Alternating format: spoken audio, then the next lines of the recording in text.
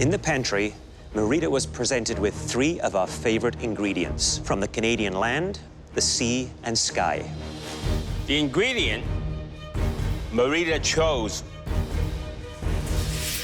was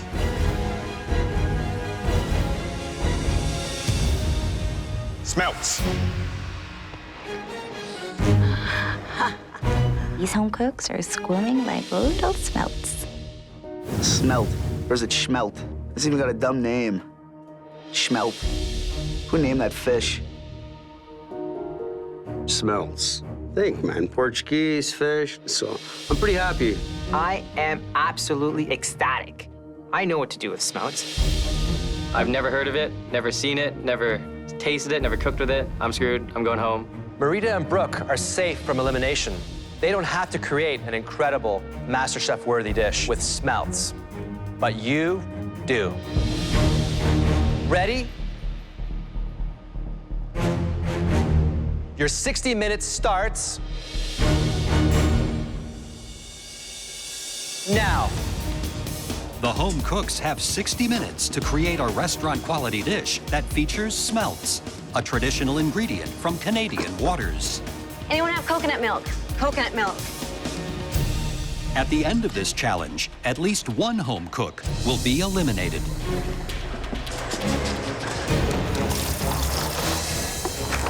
Smelts they're tiny fish. You don't want to overdo anything to them. I'm gonna batter them in some flour. I'm gonna fry them nice and crispy, like my mom used to make. One thing you gotta be careful with Smelt, it doesn't carry a lot of flavor. It's a very mild fish. Yes. What would you be making with smelts? Well, I would just simply bread it, bit of flour, deep fry, get it a bit crispy, and season it. I would probably go down the same route. I would be definitely deep frying. Yes. I might even add a little bit of ground corn flour because it's a nice bit of crunch and texture. Yes. Exactly. So what are the pitfalls here? It's got to be quick, fast, direct heat. You're limited with the cooking methods. Exactly. They get very soggy and mealy if you stew them in the oven or bake them in the oven. Let me guess. Smelts and chorizo. No chorizo in this. Really? You're doing... Smelt croquettes. Is that a Portuguese dish? It usually is done with cod. Figured I'd try a little risk and switch it up. You're pretty confident, aren't you? Absolutely. Danny just threw all his fish into a blender. Pureed smelts is a no-no. What do you think are the big concerns here? You know, Danny's making a croquette. I can see the smelt. It doesn't have a lot of flavor, and being lost in the potato and the seasoning. I'm in my zone. If they're all nervous, Crap, crap, crap. I'm cool as cucumber. 30 minutes left. I cook what I know. I keep it simple, but I keep it elegant. What are you making here? I am making smelt and caramelized onion quiche. Quiche. Quiche. You think that's going to work? I make quiches all the time. Risky. It'll all be good.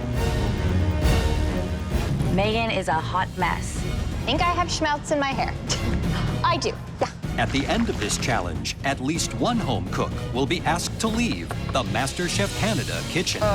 Coconut oil in my eye. I got a big bag of tiny little fish. Cook, man.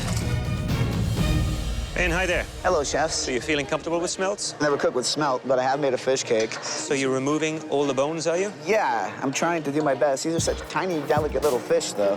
Do you think that's the right thing to do? I think the right thing to do is to keep it simple. Well, who do you think is gonna go home? Not me, somebody else. I'm sticking around, man. I got more bad jokes to make in front of you guys. I want to try to make you laugh, especially.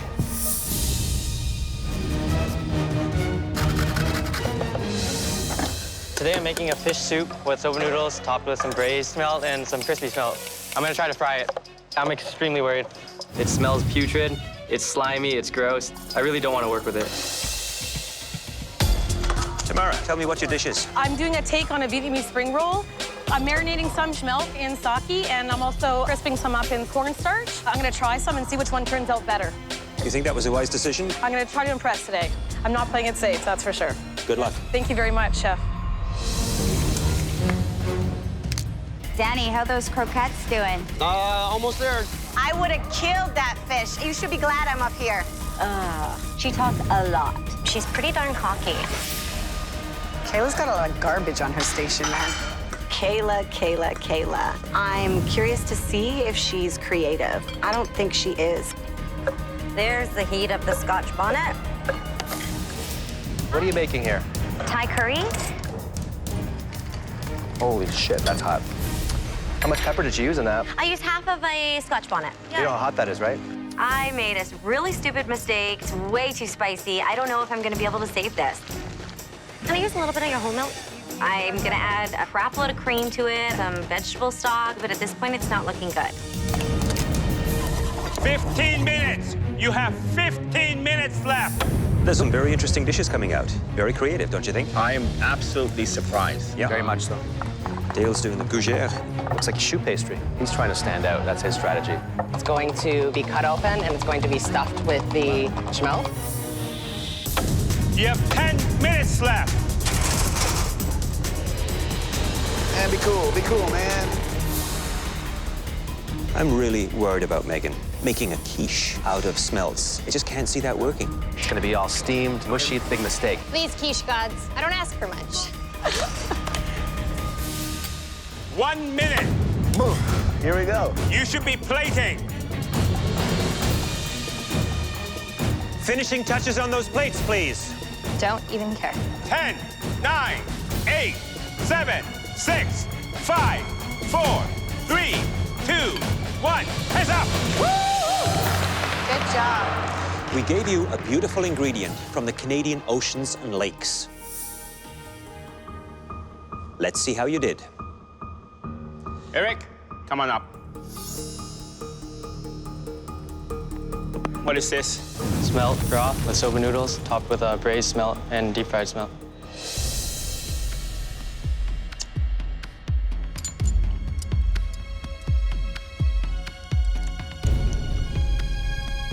My favorite is the braised smelt because I find it very innovative, and even I would not think of something like that. Thank you, Chef.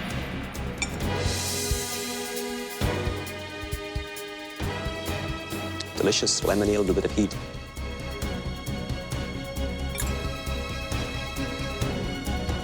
Took a massive risk here. Smelts 3 ways, and every way is good. Tamara, please come up.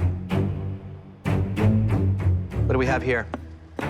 I did my take on a Vietnamese salad roll with soba noodles, sesame oils, chili paste, marinated the fish in some sake and fried them. I notice you keep pulling the Asian card. Yeah. First I did Indian, Asian, then I did Chinese, Asian, and then I did Vietnamese. Asian, again. I'm trying to go around the world. Maybe skip Asian next time. They're delicious. Thank you. I wish there were more of the smelts, though. Thank you.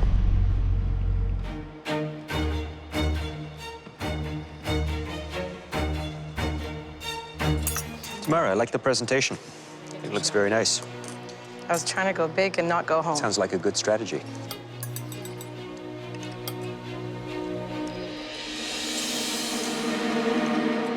I really like the flavors. I think it's a very smart dish. Well done. Thank you very much.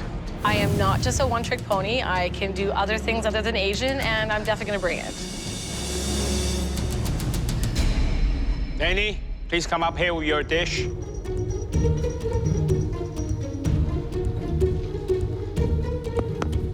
What's going on here? Smelt croquettes with chili lime sauce.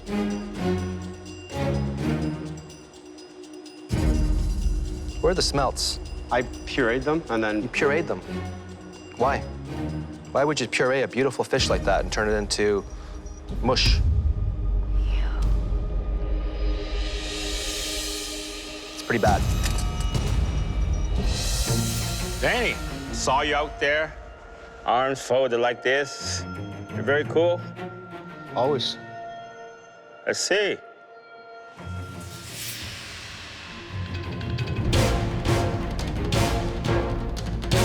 Is this a joke? I mean, this is MasterChef Canada, and you give me this? I'm pretty much screwed. I could be going home for croquettes.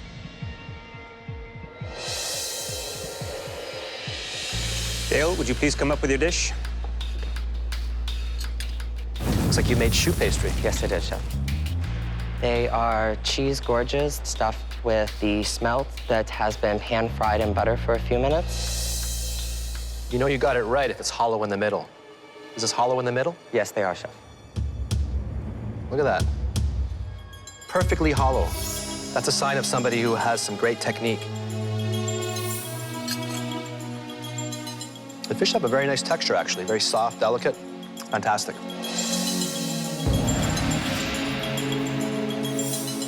Well, the gougère is cooked impeccably.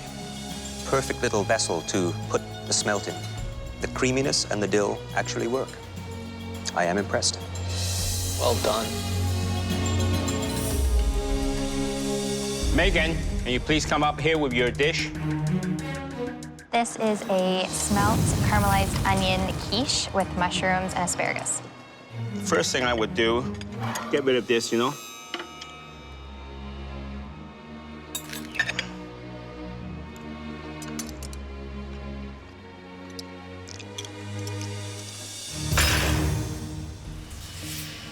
I'm puzzled by this entire dish. The size, the presentation, just weird.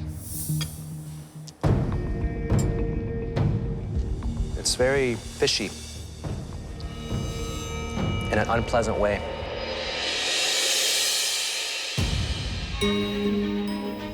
You know,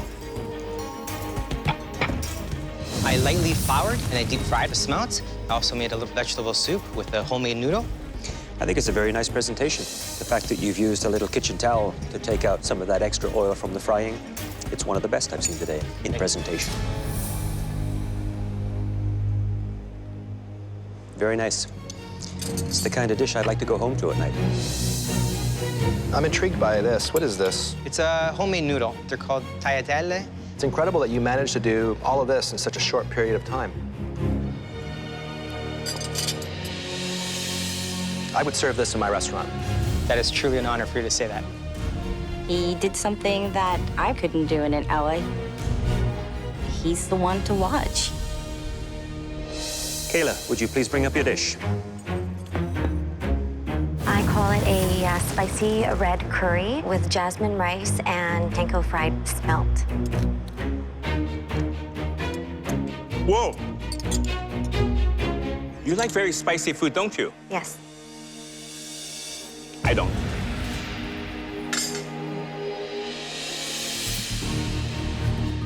Try that.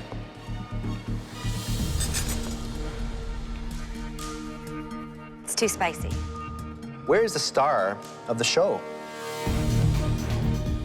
This is it here?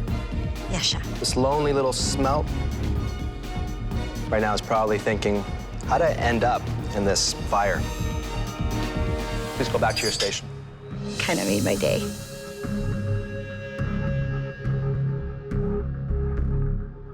Ben, let's see your dish. What do you call these things? I call these I really want to stay fish cakes, man. This looks like I want to watch the show from my couch, fish cakes. That's some garnish, but... It's garnish? Looks like compost.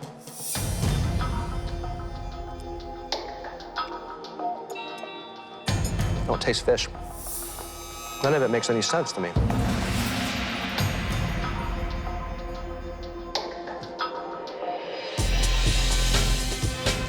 There were some great dishes. There were some horrible dishes. We need a moment to discuss who's going to be leaving the MasterChef Canada kitchen.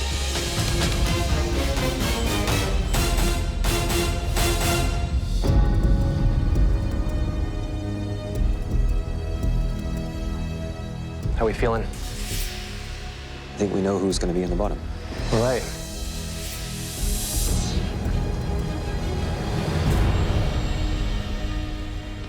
In this first elimination challenge, there were two standout dishes.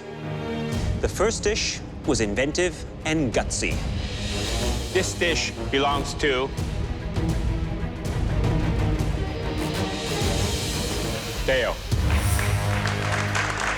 Congratulations, Dale. Well done. I'm extremely excited. I really have the skills to be here. But there was another dish that was slightly better. The home cook that made it will, like Dale, become a team captain in your first field challenge. That home cook is...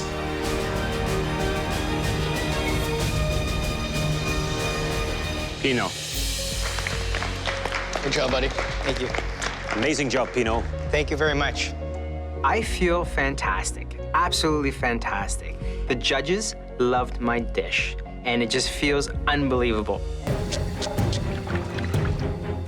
I'm gonna make some lobster. This is a ode to the East Coast. We got a parsnip puree going here, get some black garlic as well as some black truffle oil to add a little bit of luxuriousness there. The reason why I didn't want the luxury wallet is I think there's gonna be a lot more pressure from the judges to really impress because you're using the best ingredients in the world. Oh, that tastes nice.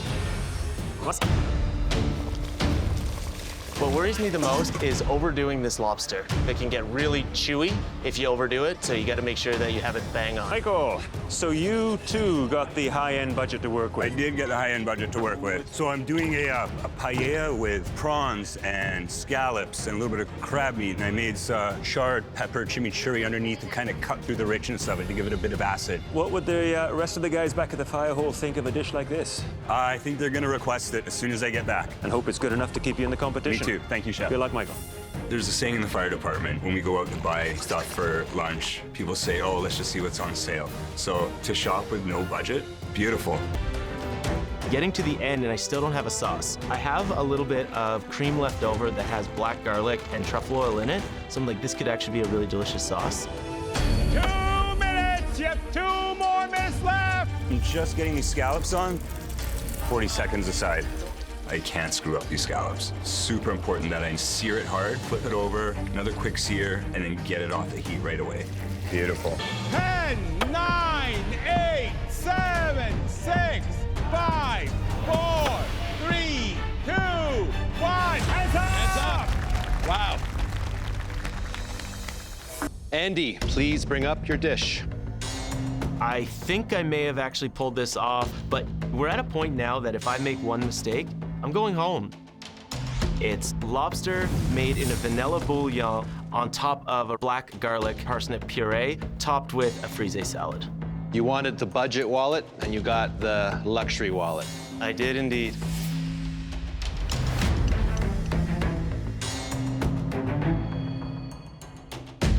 The lobster is perfection. Thank you. However, taste that.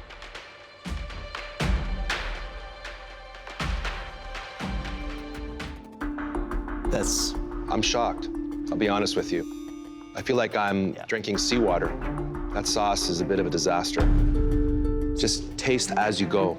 Yep, the pressure got to me on this one. It's only gonna get more intense, though. Thank you, Chef. There's a really strong possibility that I'm going home today. I'm feeling pretty good. I tried to use a miso in everything, so I'm hoping that this dish is enough to stop me from going home. This is elevated plating. I know the flavors are there. I just hope to impress the judges. I'm not going home from this competition right now. Yeah, I think they have to drag me out of here. I'm not. It's now time to see which dish gives us most bang for the buck. Michael V, would you please bring your dish to the front? You got this, buddy. I'm really hoping that they like it because this plate is what I'm about. Made an elevated version of a paella. I think the plating looks really quite inviting.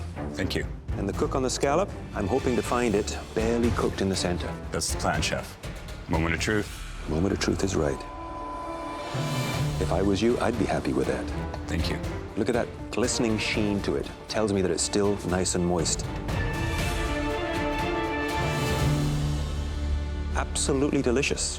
Thank you very much. It's got real depth of flavor. It is what I want a paella to be. I think the chimichurri here, the acidity level is quite high on it. I think it could have been toned down just a touch. But all in all, the dish is terrific.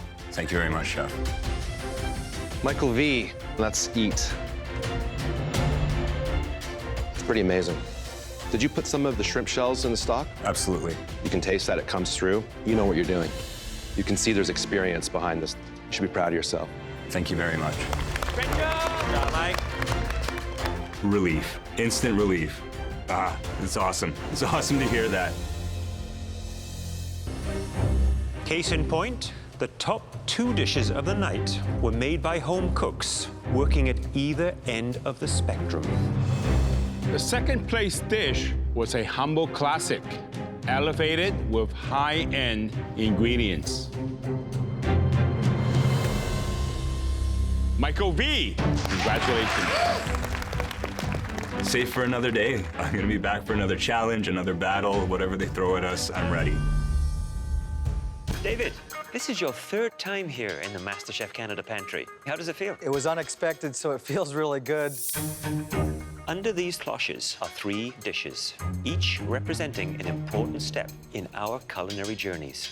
At one point in time, our success as professional chefs rested on mastering these 3 dishes. And in order for your fellow cooks to move forward in this competition, they will have to master one of them too. The dish I'm about to show you was a big lesson for me. I first encountered it in a dingy little restaurant in Thailand. The flavors I tasted changed my culinary life forever. A mouth-watering bowl of tom yum soup. This delicious hot and sour soup requires a complex layering of some of the world's most flavorful and delicate herbs and spices. Your second option is a dish I first encountered as a teenager when I worked pushing a dim sum cart in Toronto's Chinatown. I needed to master it completely before I can successfully reinvent it for my own restaurant. Delicious taro root dumplings. It's one of the most difficult dim sum dishes to perfect. The trick here is texture and technique. Your 3rd and final option is a recipe that was developed by my mentor and legendary chef, Anton Mosiman. An exquisite sea scallop mousse. Replicating this silky seafood creation demands flawless technique, texture, and consistency. I can't emphasize how difficult this is to make. I tried many, many times and failed in the early years. Which of the home cooks do you think would have difficulty replicating any one of these dishes? I think Jennifer would have difficulty with all these dishes. It would be tricky for her. Who do you think would have less trouble? I think Christopher could knock these all out. Christopher is emerging as a real contender for you. Absolutely. So are you thinking when you come to strategy about the strongest competitors? Let's get the strong ones out. David, which one of our 3 master dishes are you going to choose for the other home cooks to replicate? The dish I choose is...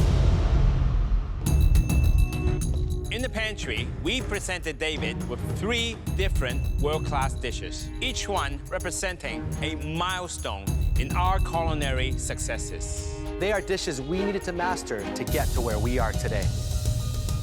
I'm worried about what's under the cloche, but I'm ready for anything. Are you ready to find out which dish David chose for you? Yes, Chef. My sea scallop mousse.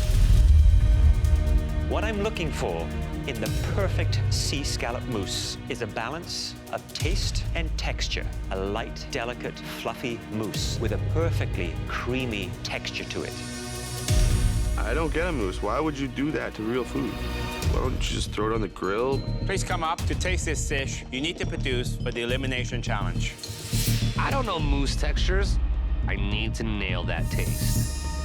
I've made a lot of mousses before. I know the general principles behind making it. You just gotta add some scallop now.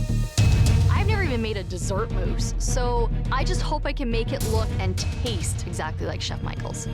Okay, thank you. It's time to step down to the front. What you're about to replicate is the dish that defined Michael's success. And today, it will define success or failure for each one of you. This is the first dish that Michael Bonaccini mastered. This has to be perfect. You have 7 minutes to shop for everything you need in the pantry. Are you ready? Yes, Chef. Your time starts now. I am trying to make sure that I have all of the ingredients I'm pretty sure I need. Oh, he's alive. Oh my gosh. White wine, fish stock, cream, good. Scallops, heavy cream. I'm walking out of the pantry and I realize as I see everybody's baskets, I forgot my eggs. The eggs are the critical component in a mousse. I can't make mousse if I don't have the eggs. What's wrong with Jennifer? I need a minute. Jennifer, what's going on? Oh, I'm just having a bit of a panic attack. I'll be okay. This is not a time now to give up hope. Nerves, pressure can get the best of anyone. It's coming up. Thank you. Oh. That's it. There you go. Keep an eye on the clock. Absolutely. And put out the absolutely best dish you could possibly put together. Okay. That's all you can ask of yourself. Thanks, Chef.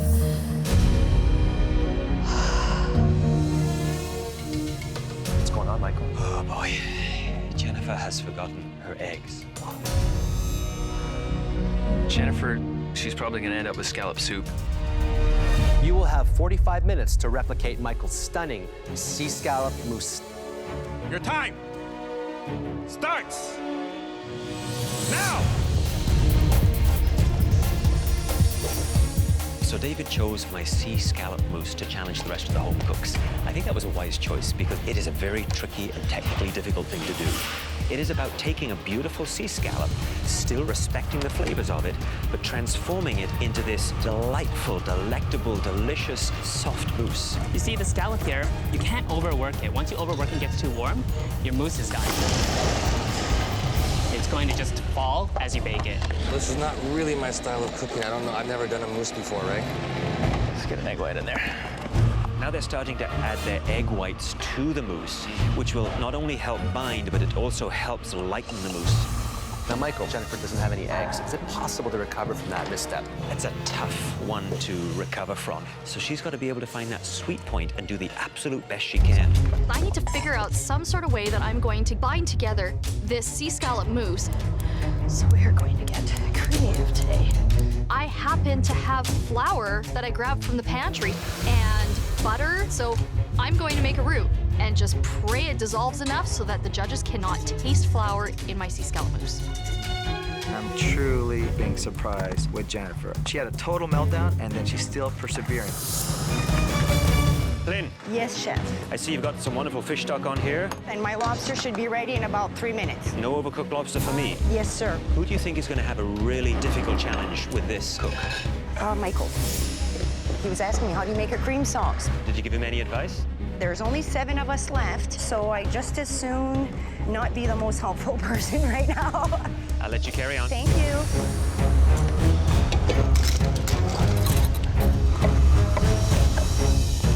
The mousse is coming together. Then I start inserting my lobster, and I make sure that the pieces are small enough that it'll be delicate cut into it. I want nice, hefty chunks of lobster that you can really sink your teeth into. Go big or go home. Again.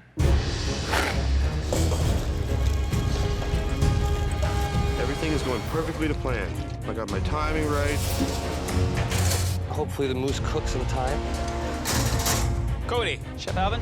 This is something that you've done often? I don't make a practice of doing things like scallop mousse, but it is very French. Uses a lot of cream, and it's right in my wheelhouse. You put David up there. I did. And he did this to you? He did. Are you happy? I'm thinking I might thank him later. I have a lot of confidence in you.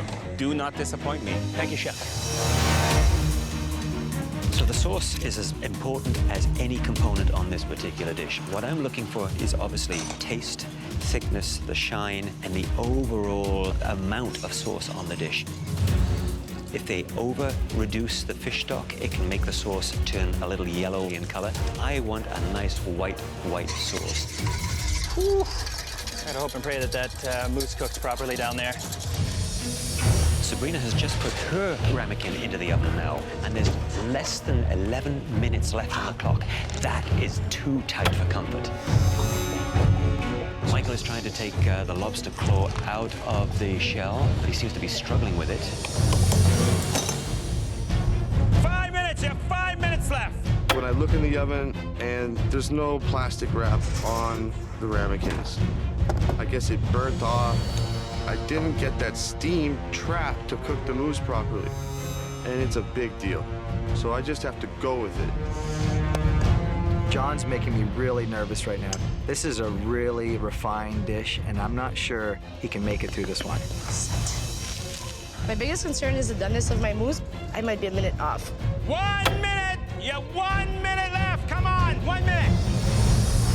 The lobster's cooked. If they're not plating now, they're in trouble. They are, yeah. It's perfect. Yes. Moment of truth.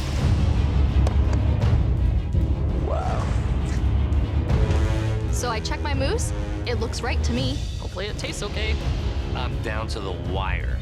30 seconds! Come on! 30 seconds left! My mousse comes out of the ramekin. It's flat. Does not look anywhere close to Chef Michael's. Man, you can see the disappointment in Michael's face right now. It did not set. The only thing I could do is put this lobster on top of it, a couple chives, and hope for the best. 10, 9, 8, 7, 6, 5, 4, 3, 2, 1. Hands up! Woo! My dish is finished. I'm really happy with the way it turned out. We're now going to taste all 7 of your dishes. Lynn, please bring up your scallop mousse. First time doing a mousse? Yes, chef. At first glance, I think it's a great replication. I see the lobster in the mousse. And you've done a great job with respecting the ingredients. But the color of the sauce is a little more off-white than I had asked for. Whilst it has a nice, smooth consistency to it, I do find it just a little more firm than I would have liked. And that may be because you didn't add enough cream to it, or maybe it was just overcooked a hair. But from a taste perspective, spot on. Great job. Thank you, chef. John, please bring up your dish. You can tell that it didn't set long enough in the ramekin. When I took it out, the plastic that was around the ramekin was burnt off. So right there, it just didn't steam it. I think you over whipped it. I think that was a mistake. And then when you have the friction of the blades hitting the delicate meat of the scallop, you add heat to it, and the scallops don't really relate to that. Damn. Very nice deshelling of the lobster claw. Unfortunately, I can't see any bits of lobster in there. Did you add the lobster in? Yes, added the whole tail in that mixture. Well, I can hardly taste it. Did you remove the cartilage? I thought I got part of it out.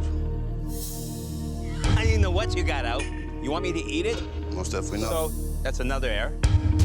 I'm surprised because, you know, I see you improving, I see you getting away from the beef, but unfortunately for this dish, it's not your best work.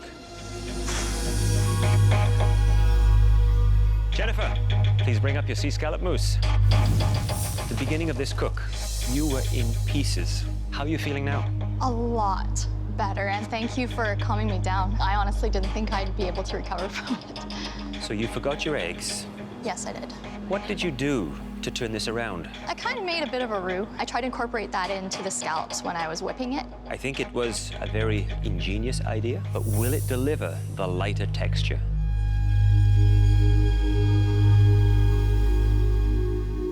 Jennifer? It did work. It is surprisingly light, moist. I really don't get the taste of any of that starchiness from the roux. It is a tad more dense than I would have liked, but the seasoning is spot on. The lobster is delicious. A lesson to everyone in resourcefulness and creativity. Because this, as a replication, that's amazing. Thank you. Please go back to your station. I don't think Jennifer's a threat to me in this competition. I do believe, however, that some people don't take her as seriously as they should. She just doesn't give up. Sabrina, please bring us your dish. A little light on the sauce. Not as clean demolding. I just wish my ramekin could have set for 1 minute before I had to plate it. It looks like it's just cooked through from what I can tell visually. For me, has a good depth of flavor. In terms of its presentation, it's not the pretty little dish that I was hoping to see. I don't think it's your best, but it's got great flavor. Very good. Christopher, please bring up your mousse. In terms of color and presentation, spot on. The sauce looks a bit sparse and very thin. But other than that, that looks like a perfect replication.